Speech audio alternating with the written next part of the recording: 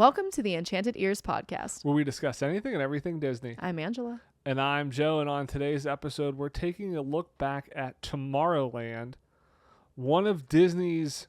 Back at tomorrow? Yes, back at tomorrow, and it's one of Disney's rare misfires at the box office. So Tomorrowland was a movie. It's also a theme park area, and it's kind of, the movie's kind of based loosely off that theme park area, but it was one of Disney's biggest flops. So we're going to take a look back at the movie, kind of what was it about, why did it flop, all that sort of thing. Interesting kind of history behind this on how it kind of weaves into some other movies that Disney was making at the time. So Tomorrowland. So this was a movie that came out in 2015, and it was directed by Brad Bird. And that name that's a very recognizable name. Yeah. Related to Big Bird. No, the name may sound familiar because he directed or Larry. The Incredibles. Yeah, it could be Larry Bird. Yeah, that's a better one. But he directed The Incredibles and The Incredibles 2, and he directed Tomorrowland. So like this movie had a lot going for it. So you have like a well-known director. It stars George Clooney. Yes. Very well-known actor. Super big at the time. I mean, like, it's not that he's not big anymore, but he's a major movie 10 years star. ago. Yeah, he's still a major movie star. He just doesn't do as many movies. Yeah. Michael Giacchino did the score for the movie. So, again, kind of teaming up with Brad Bird. They did The Incredibles together. Also, the screenplay was co-written. So, Brad Bird wrote the screenplay along with Damon Lindelof, who had just gotten off of doing Lost, which was a very popular show on ABC. So this movie had like a ton of stuff going for it. The premise of the movie, and we're going to kind of talk spoilers and the premise about it, because again, this movie came out 10 years ago. If you haven't seen it at this point, which not many people did, that's why we're talking about it, because it was a flop. We're going to get into some of it here, but the premise of the movie is kind of around Tomorrowland and like that idea of technology and advancement. And in the movie, there is a whole parallel universe, secret. It's not a separate universe, but like they kind of built a city in a pocket dimension, I guess you could say, where like all of Earth's geniuses and creatives and artists went to just basically work on their work, unencumbered by normal humans stopping them from the work. And they built this, or they're supposed to. Right. And they built this, well, they did. And they built this incredible society that's super technologically advanced. And then it all kind of falls apart is kind of the premise of the movie here. But that's kind of the idea that the Tomorrowland is like kind of in this pocket dimension, basically. Did they ever build that society, or was that all just supposed to be commercial? I thought that it was a commercial. No, they built it. They definitely built it, and that's what. So George Clooney's... it's there, but what we see, the representation of that, it's presented in the movie is that's a commercial. So I didn't really actually think that existed in the way that we see it. It was a commercial because basically they were going to welcome open it up for other people and open the world up, open it up to the rest of the people, and so it was this commercial. But then what happens is George Clooney's character, he's recruited as a child into this Tomorrowland. Yeah, okay, that's right. I forgot. We watched this like a week ago, and I've already forgotten. Which kind of, you wonder, like, why did nobody notice a kid was missing as he went into Tomorrowland, that he was, gone. And working in a school truancy is a thing, and his parents and his dad would have been in huge trouble. Yeah, so he was there, but then he basically invents time travel, that a machine that can see the future essentially through time travel, which is interesting because it uses like tachyons, which is like actual theoretical physics that these particles exist and could potentially travel through time. And so he invents this machine that can predict the future, and it predicts basically the end of humanity. And so that causes them to not welcome people into Tomorrowland, and this whole rift. George Clooney gets kicked out, and so we meet him. He is older. He's kind of this... He's a cynical guy. So he's basically lost his childlike innocence, and he has just become a recluse that is living on his own. He wants nothing to do with people, and he has the big theme of the movie is he has no semblance of hope. That is like the kind of the wings that the movie flies on the back of, where now like we meet a young girl. So George Clooney's character is Frank, and I think you're talking about when he's a child, Athena, who's basically we find out she's an android. Well, yeah, at because the end of the day, but she's a young girl. Yeah, who kind of recruits him. Right, and then we see her years, like many years later, at the same age. Well, George Clooney's older, yeah, interacting with a young girl, Casey. And you're like, oh, wait, that's the same girl. She's the same age. So either she's a vampire, probably not. That's not what this movie's about. Or she's like an android, because it was like this, really like realistic, like futuristic society. It's a dystopian movie. And so I don't think it's dystopian. Yeah. Is it technically dystopian? Well, okay. You think about it like things. I guess the end of the world. It's like the apocalypse. It's an end of the world kind of situation. It's a dystopian movie. But the interesting thing is I really enjoy stories where there is like characters see there's like a repetition of some sort. So I like stories where they end where they began. And in this one, you see Casey, who's this young, like, smart girl. She's not smart in the way that we saw Frank be kind of smart in the beginning. She kind of gets herself into trouble, but she's a dreamer more, though. Yeah, kind of the thing. She's a dreamer. But at the same time, the thing that they sort of have in common whenever he was young is they're very hopeful. But she isn't to that age yet that she's been disillusioned. And so Athena recruits her as in the hopes that she is going to be able to make some sort of difference. And at the time, she doesn't know why she's being recruited. It's only later that we discover that Frank had invented this machine that predicted the end of the world. But the interesting part is when she is speaking near the machine and she displays hope in what she says, the machine goes from 100% chance that the world is going to end down to like 99.995, and Athena notices that there is the likelihood went down. Yeah, it's kind of this whole thing of like predetermined destiny. It's kind of what it becomes into, of like, hey, the destiny is predetermined versus this is a potential future we can change. And we find out that kind of that's why Frank was exiled, because he built this machine. They saw the future.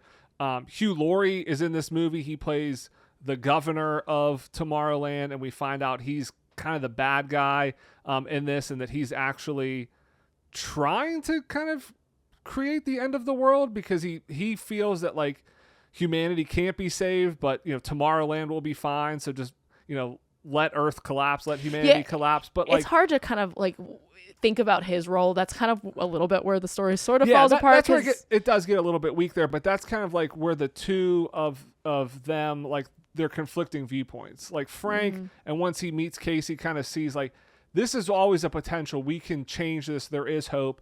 And it gets back to that main storyline of like, we're dreamers, versus like Hugh Laurie's character, where he feels like, no, this needs to happen. This is kind of predetermined. And that's what I liked about it, because it took that from Tomorrowland, the theme park, where it's like, that is always supposed to be, it's not necessarily the future, but it's more the idea of like dreaming and inspiration. It is about the dreaming, and it's also about, self-fulfilling prophecies. If your mentality and the words that you say to yourself, the words that you say to others are always negative, everything coming out of your mouth is negative, you're always thinking negative, and then you expect positive outcomes, that's not really gonna probably come to you, because you are already defeated before you start. Whereas if you kind of keep that outlook of having hope and looking for the best in things, even when adverse situations occur, you're still going to find something in that, and so you're going to live a more fulfilling existence. So I think that, like, for me, where this movie really works is that theme is something that I feel like it's in a lot of Disney movies, but I mean, I think it's a little more heavy-handed in this one, and I know that a lot of people kind of knock it for it being a little more heavy-handed, but I just think that is a really important message. Yeah, I mean, I think overall, I really enjoyed this story. Like, to your point, I thought it had a really good message. And sometimes there is something to be said about being like more overt with the message. Like I feel like sometimes movies can kind of get bury it a little bit. And they get a little cutesy with it. Like they're trying to be like, oh, it's kind of open to your interpretation, and some people interpret it this way versus that way. And there is some of that in here, but like it is a little bit more like overt on it. But overall, I mean, I thought it was a really good story. Like going into it, I was kind of wondering like, is this movie going to be any good? Because again, did not do well at the box office. The budget of this movie was around $200 million, which is a pretty big budget. I mean, this is 10 years ago. That's a big budget today. The movie only made $209 million worldwide. So if you factor in like the marketing and everything like that, the movie actually lost around $120 to $150 million. A pretty significant flop for Disney. The critics' reviews were pretty mixed on this as well. So it was 50% positive on Rotten Tomatoes, so kind of 50-50. The Metacritic rating was 60 out of 100. Now, the audience rating was a little bit better, of a B on CinemaScore. So wasn't expecting a lot going into this with pretty mixed reviews. Did not do great at the global box office.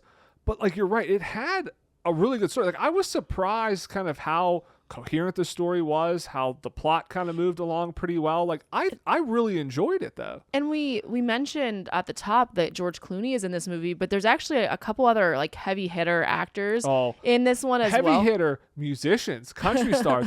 So we're watching this movie and Casey, her father. Well, Casey, so the lady who plays Casey, her name is Britt Robertson, and I recognized her because we recently watched, like, we love watching like the kind of like the bad Netflix Christmas movies, and she is in one of these. She's in The Merry movies. Gentleman. Yeah, The Merry Gentleman. So. But she's been in a couple other things as well. But her father in this movie. Yeah, I'm like, who is this guy? And I go, that's Tim McGraw. No, you said that. I think you said that was Tim McGraw. I was really proud of myself on this movie because usually you're the one who recognizes actors and people like right off the bat. You know their voices. Tim McGraw I was like, because you're like, oh, that's Tim McGraw. I was like, that's not Tim McGraw. He wasn't wearing a cowboy hat, so you didn't recognize him. I must say, Tim McGraw is an incredible actor. I thought he did great in this. I would have never thought he was country music sensation Tim McGraw. He to me was a true actor, so he was great in it. He was skydiving. He was Rocky Mountain climbing. Is that the song he sings? That's him. That's him. Live Like You Were Dying. Yeah, that's Tim McGraw. Oh my gosh, do I love Tim McGraw now? You do. I think I love Tim McGraw now. We just became best friends. I think we did. I mean, I want to see this guy. I literally said to you, I will watch anything Tim McGraw acts in. I thought I was blown away. I can probably name like 10 more Tim McGraw songs that you probably know. All right. We can do that later. But Catherine Hahn makes an appearance. Keegan-Michael Key. Yep. They make some minor appearances in there. Overall, like really good cast, really good story. Again, kind of high hopes for this movie. So if you look at who was involved in this, so we mentioned Brad Bird. A little bit of his backstory, because kind of looked into him, and it's pretty interesting his connections to Disney, kind of throughout history. So he made his first short at age 14. And sent it to Disney and actually got an apprenticeship with the 9 Old Men. At age 14, I was probably still playing with stuffed animals in my bedroom. Like, that's insane that somebody is. But then he got an apprenticeship with the 9 Old Men. Yeah, he was doing that. Yeah, so he was there kind of like with the original. So he's always wanted to like make movies. He has had a lot of like ups and downs in his career. Like he's been involved in a lot more than I've realized. So obviously know him very well from Pixar. Directed The Incredibles, Incredibles 2, Ratatouille. He then moved to live action. Did not know this. He did Mission Impossible Ghost Protocol, which was the first Mission Impossible movie I've ever seen. Like that was the first one I ever saw. I was going to say, I think we went to go see that in the theater together. And that was also what kind of revitalized the Mission Impossible franchise. So did not know he directed that, but he had some success there. He also worked on The Simpsons for 8 seasons. He directed The Iron Giant as well, which didn't do very well at the box office. Which I think is had a cult following ever since, though. Yeah. So again, had kind of some ups and downs. He went on to do Tomorrowland. Again, did not do very well. And then went back to Pixar for The Incredibles 2. The interesting thing is, this is allegedly. I have not necessarily found confirmation on this, but there's a lot of places on the internet that seem to confirm this. that he was offered Star Wars The Force Awakens. So this was around the time Disney purchased Lucasfilm, and they were working on the next movie. And they allegedly offered it to him, and he said no and turned it down to direct Tomorrowland. Which, if true, and even if it's not true, it's an incredible like tidbit in history where I feel like this happens, and it's usually more the other way we hear it, like with Lion King and Pocahontas in Disney history. Like Pocahontas was the movie Disney thought was going to do they great. were like the A movie. And they put the B team on the Lion King, or just like, whatever, nobody's going to go see this. And the Lion King ended up being the huge movie out there and not Pocahontas. And, you know, I feel like everybody probably knew Star Wars was going to be like the movie. And so it's interesting. And maybe that's why he didn't want to do like wade into that fandom and stuff. And so he did this movie instead, and it ended up not doing well. And again, like it kind of was a down for him. So he ended up going back to Pixar, which was great because we got The Incredibles 2 out of it. But like, it's an interesting thing. Like, what if he would have picked Star Wars instead of this? The last batch of Star Wars movies that were released prior to this were the 1, 2, and 3. And even though George Lucas did those, they didn't have a good reception. So now that the movie franchise was kind of coming back again, I'm sure that there was a lot of pressure there, and he was upset. Like, he was probably thinking about that. Like, if this was true, thinking about that reception. He would have been the first person besides George Lucas to direct these movies as well. But it's interesting to think, like, if he would have directed Star Wars and it would have done well, would he have just done the whole trilogy? Like, would Disney have just stuck with him to kind of continue on? It's interesting that he made this choice. Mentioned Damon Lindelof, who co-wrote the movie as well. Again, his background, did Lost, which debuted in 2004. That was on for 6 seasons. I think that ended around like 2010, 2011, somewhere around there. You know, he's also gone on to do The Leftovers, which was very well received on HBO. That was in 2014. He did The Watchmen miniseries on HBO. He's also had done some other movies. So he did the Star Trek Into Darkness, World War Z, which was with Brad Pitt. Those both came out in 2013. Did Cowboys and Aliens in 2011. So like both of these guys together have done some really incredible things. And so again, on paper, you could see why like Disney would be excited about this. It's an original story, but it's an original story from proven people. George Clooney's a big name. Like, it seems like if you check kind of the boxes, it should work. Sidebar. Did you see Cowboys and Aliens? Yes. Was it awesome? Because I don't think that movie is one that has landed well. But I don't really now that I'm older. Much. That's Daniel Craig. I remember that. Yeah, now that I'm older, that sounds very interesting to me. But when I was younger, not so much. But anyway. So on paper, you could see why Disney would be excited about this. Yes, it's an original story, but like I could see why they felt comfortable taking the risk with it, because it's an original story based on a theme park property, essentially. And there's a lot of like Disney DNA in this movie. It actually opens in the 1964 World's Fair with Small World. Like underneath Small World is this portal to Tomorrowland. Mm-hmm. Yeah, there's a lot of little nods to Disney, which I think it's really fun.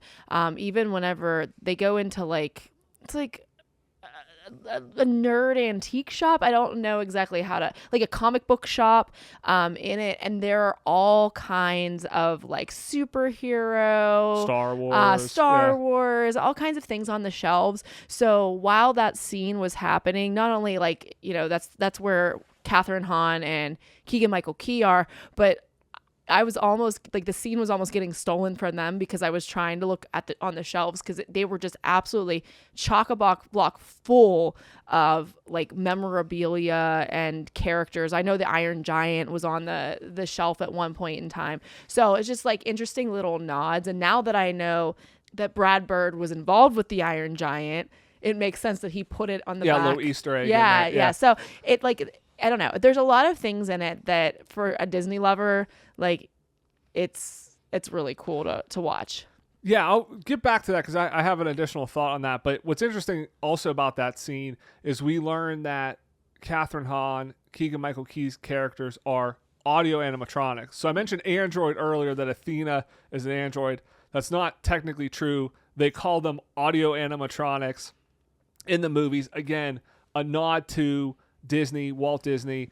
They actually, I read this so Plus Ultra is the kind of founding organization of Tomorrowland. So we find out that they at one point they go to the Eiffel Tower, which has a secret rocket ship inside of it that can shoot them into another dimension. I love the absurdity of it, though. Love it. Yeah, within the top of the Eiffel Tower is this room, and it's the founding members of Plus Ultra, which was like Tesla and Edison. Eiffel was one of them too. Eiffel was one of them. Yeah, and there was a fourth one, and I can't remember right now. But I read somewhere that originally Walt Disney was supposed to be listed as a member of Plus Ultra. I think it's somewhat implied because, again, they go into Small World, which is kind of like a portal way to this. I also love too that the movie starts with the song "It's a Great Big Beautiful Tomorrow." It sets the scene really well. But apparently there was going to be a more overt connection with Walt Disney and this organization, and I think that's where the movie kind of fails.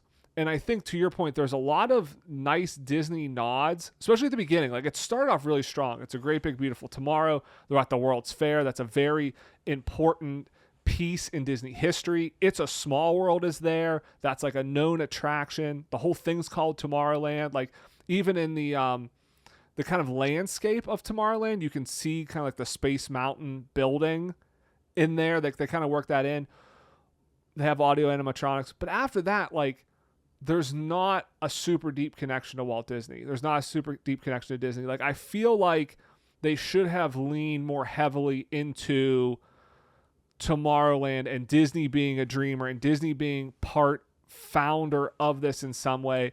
Because at the end of the day, it's an original story, but it is a story that is geared towards Disney fans and theme park fans. And I feel like they kind of were like, we need to have some stuff in there, but we don't want to go full tilt into theme park fans and alienate a larger audience. When I feel like they kind of made something a little bit in the middle, and that's why it never really caught on, either way at the box office. Where I think like now, like we watch it, really enjoyed it, and I think people are so much more fanatical about the theme parks that, like, if you watch this now and you like Disney, you like the theme parks, you're gonna love it because you're gonna see all those little nods. But like at the time, it probably wasn't enough there to get people super excited about it. I could see that critique, but it kept me entertained the whole time, and I think that we did give away some of the reveals, but at the same time, I don't know. I just thought it was a really interesting movie to see how these two characters were tied together, how this, older guy who was obviously a genius, kind of used his genius and ways that he sort of used his genius to sort of protect himself in a very, he was very afraid. Like so it sort of just backs up his character and the issues with his character. And I think that that's maybe why I like it, because I really like movies that are focused on character and a movie with a strong theme. And I do think that they do build these characters in a way that they are likable, because people at various points in their lives can be very excited about things and then get kind of disillusioned. And so I think that part of it is very relatable. You can see a little bit of Frank in yourself, and you can see a little bit of Casey in yourself. So I just think that it was, even though I do think it probably could have been executed better, I do think that they had a lot of really good seeds. Yeah, I mean, I think overall the movie was a lot of fun. Like you said, I mean, I think the characters were, pretty well developed, and like we have kind of talked about, like the themes I think were relatable, the characters were relatable. It's a good point. You can kind of see yourself in each of the characters, and the movie was a lot of fun. Even like you said, we've kind of laid out some of the plot points of what happens, but that's not really what drives the movie to a certain extent. You know what I'm saying? Like knowing what's necessarily going to happen, you can, if you've seen movies, you can kind of tell the plot of what's going to happen. So that's not like it's really spoiling any major twists or anything. And we didn't really mention like even like the character development of like Athena or anything. Yeah. So there's a lot we didn't give away. So if you want to go watch it, like definitely do it. Yeah, and so to my point, back to my point on like maybe not enough Disney connections. Kind of the flip side of that, as I was watching this movie, and again, as they're talking about, and you kind of get to the finale, you kind of get to the point of like, hey, Tomorrowland is about dreamers. It's not necessarily about the person that's the best engineer or the best artist that we want. It's about people that can dream and think outside the box and see a different future and want to be a part of creating a different future. And optimism in general. Exactly. I found myself thinking like, this is exactly what Disney needs to do to Tomorrowland in the parks. Like we've talked a lot about how Tomorrowland, Disney's kind of always updating it because like kind of flails a little bit. Yeah, because as soon as they make it, because it's about future technology, that technology's here. And now in Magic Kingdom especially, Tomorrowland is this odd hodgepodge. You have Space Mountain Tron, but then you also have Buzz Lightyear and Monsters Inc. Laugh Floor, and then you have where Stitch was, that now is just an empty building. Like it's kind of doesn't have a theme. And I think what this movie is, again, it's the theme of optimism and dreaming, that you don't need to pin it down to certain futuristic technology. It's just about the constant advancement, and you make it more about a feeling and a mindset, and then it does become timeless. Because a lot of the stuff, the technology, it's futuristic, but it was kind of steampunky. It was this mix of timeless technology and futuristic technology that, for as much as I wish they would have done some more connections to Disney, I almost found it like Disney should watch this movie and maybe kind of take some lessons from it back to the theme parks. What else is interesting about this movie is they had a pretty unique marketing push for this to try to get people excited about this. So they created The Optimist, which was an alternate reality video game, which for the time, this was kind of like early AR and VR. And this was a way to introduce theme park fans. Again, they're trying to get theme park fans interested in the movie. And it was an alternate version of Disney history.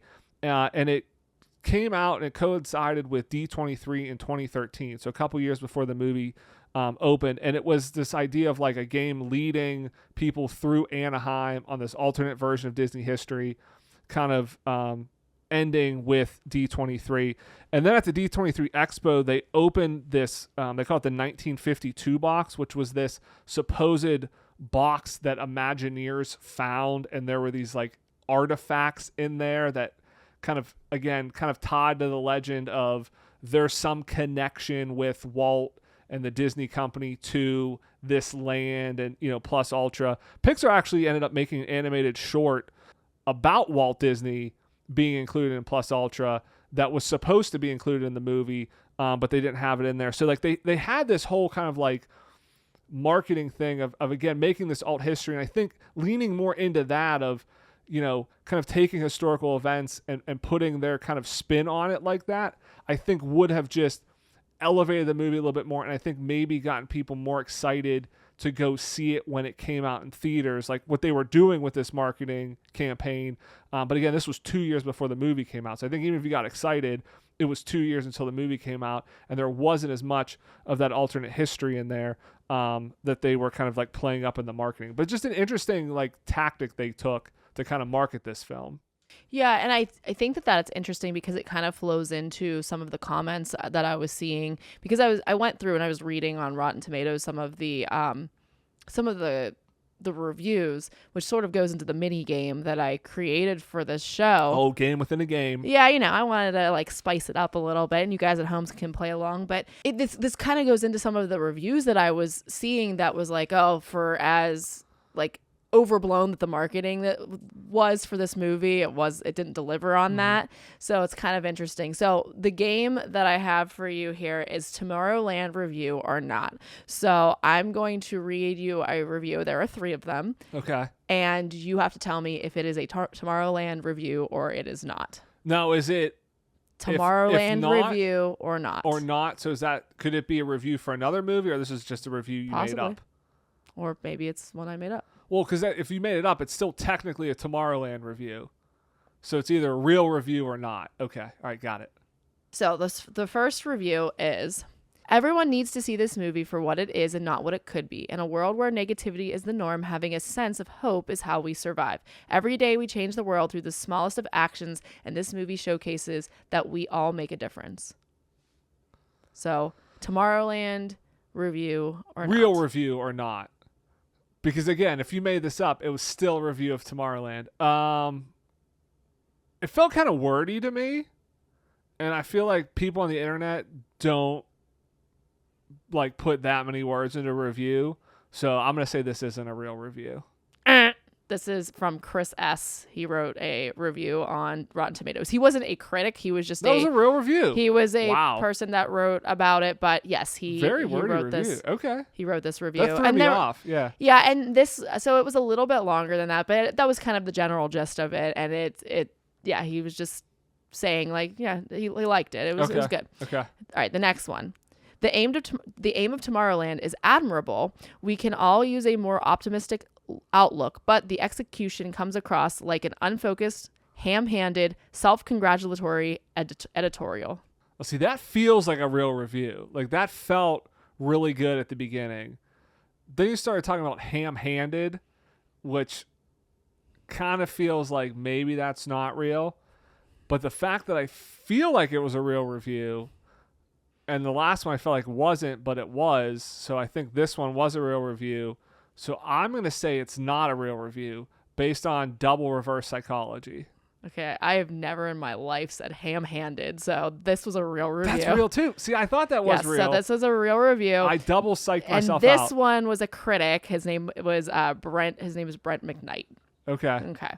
So your final review. Again, that felt real. I overanalyzed and psyched myself out there. So the last one, Tomorrowland review or not. What it perhaps lacks in narrative originality, it makes up for with its fresh characters, fun performances, interesting themes, and jaw-dropping action and visuals. Yeah, I think the narrative's pretty original to a certain extent. I mean, I think I disagree with this review.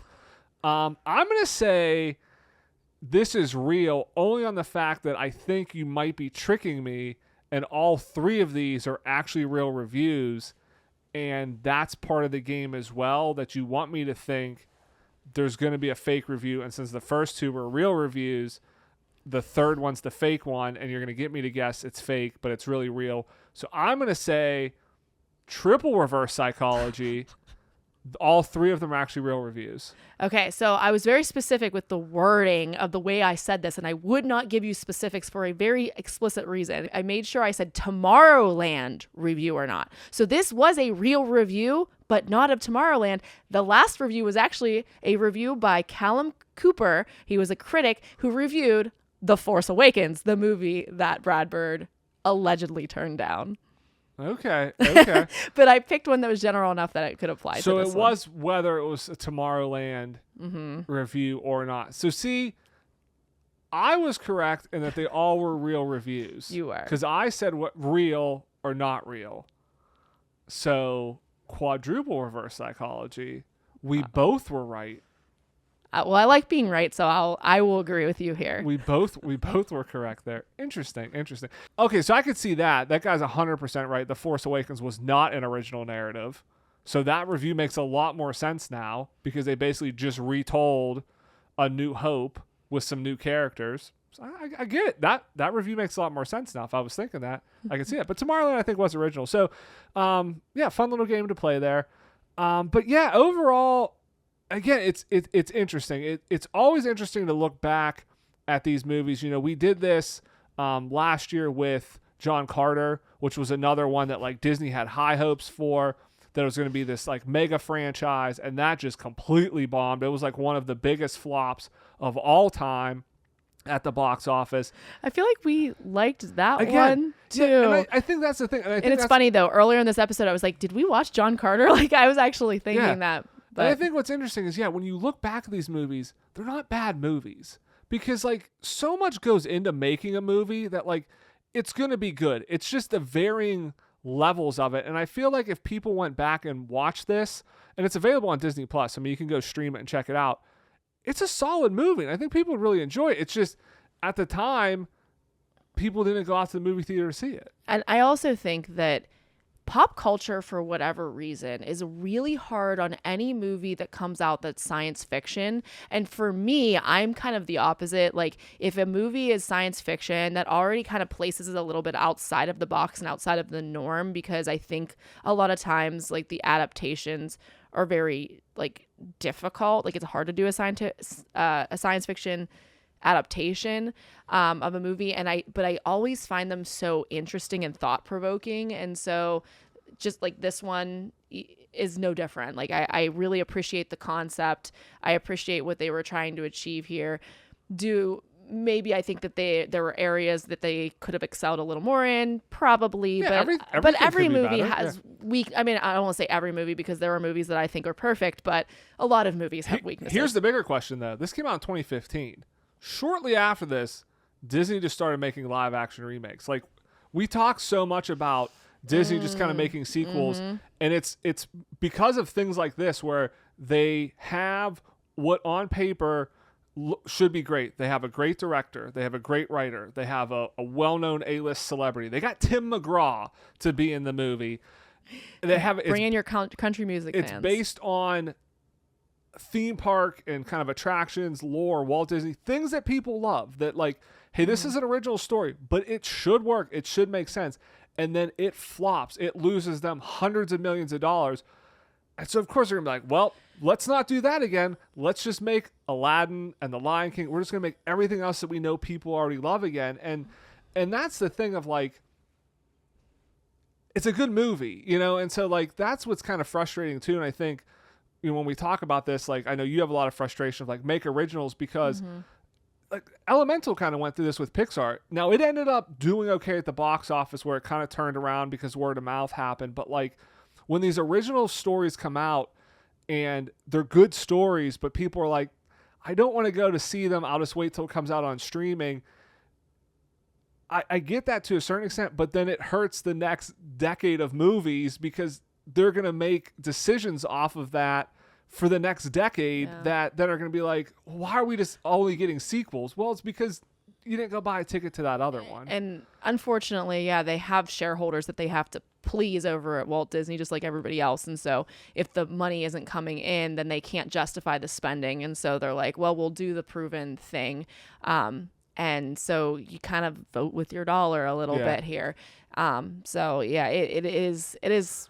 But it's interesting to see how that all plays together. And that's a good point. And that to you think had. of the alternate histories of, in the universe that Brad Bird directed Star Wars and said this movie didn't exist. Like, it's interesting to look back and see all these things. Maybe it would have been a better movie, or maybe it would have been far worse. Like, it's interesting. Yeah, how would Star Wars have been? I mean, he did so good with The Incredibles, and Star Wars is kind of a superhero-y movie. Like, it would have been interesting to see. Well, it ended up being what he did with I think that. it was J.J. Abrams directed. Correct. The Force Awakens. Correct. So I mean, he's a. But again, would he have done a more original story instead of what that last reviewer said of an unoriginal narrative? Would he have done something different? Like, there's just so much stuff at play, and it's so much fun to look at these movies that, like, even though they're quote unquote failures at the time, there's such interesting history with them. There's such interesting connections to other movies, other parts of Disney, and such interesting lessons learned that you can see, like, how it impacted the direction of the company for the future, that it's fun to go back and kind of watch these movies, find out they're actually pretty good, and to kind of see how that impacted everything. Yeah, absolutely. I agree. But that wraps up the show for this week. I want to thank everybody again for listening. If you've not done so, please leave us a rating or a review. Subscribe wherever you get your podcast. It really helps, and we really appreciate it. Thanks for lending us your ears. Have a great week, everybody, and we'll see you here next Monday. Bye-bye.